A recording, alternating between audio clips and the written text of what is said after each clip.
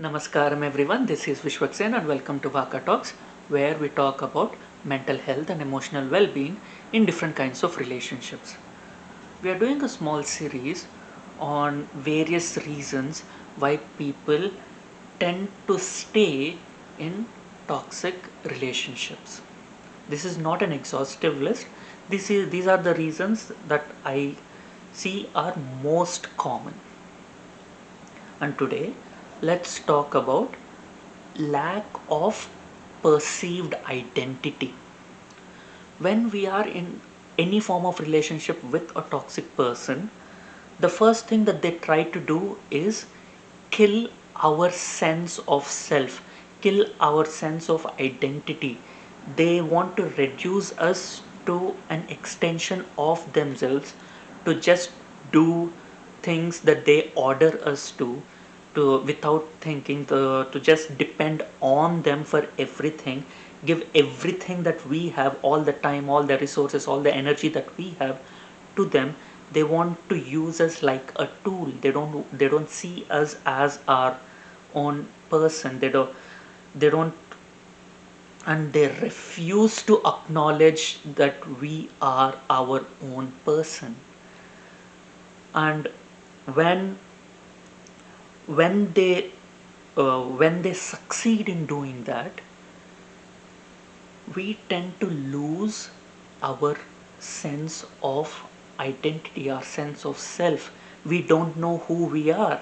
When we look at the mirror, we barely recognize who we are, because they have twisted and transformed us into a such a demeaned version of ourselves that we don't even want to we don't even want to associate our perceived selves with ourselves. So this lack of perceived identity is completely their fault.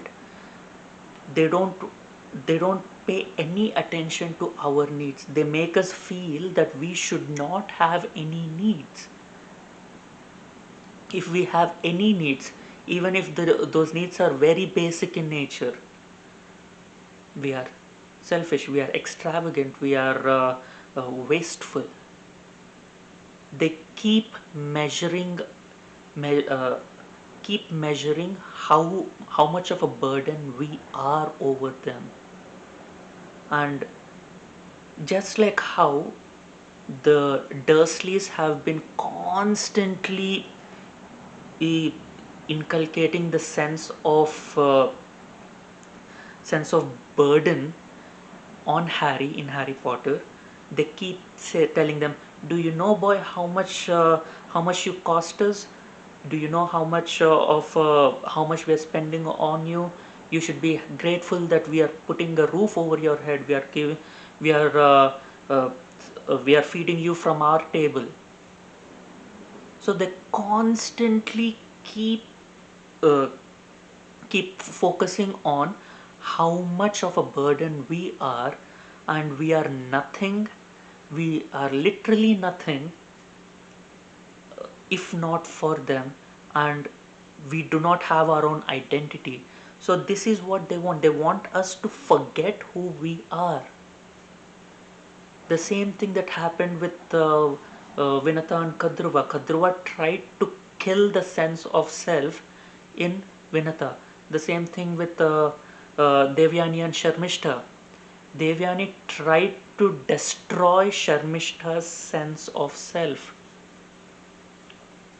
So when this happens, when they finally achieve their goal, we don't feel like we have an identity. We are completely scared of leaving them, because if we leave them, we don't know who we are. We have always we have been reduced to think that our complete identity is the child of this person, or the spouse of this person, or the servant of this person, or the employee of this person. So whatever be the role, they try to kill our sense of self, our identity. We don't even know how to describe ourselves without incorporating them. They teach us saying like, oh, you whenever someone asks, you need to introduce yourself uh, as this person's child, this person's uh, spouse, or this person's son or daughter-in-law, this person's employee.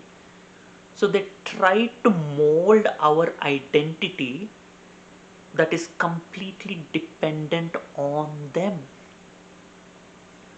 So uh, so when this happens in the beginning, yes, it starts with a very rosy uh, rosy environment where uh, they put us on a pedestal, and they slowly cut everything else away from our life.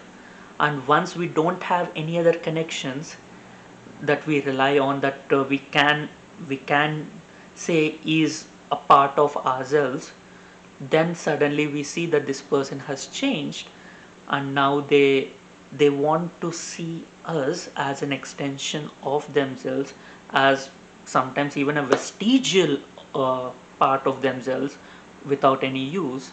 But they want us to see an identity for ourselves as something that is related to them.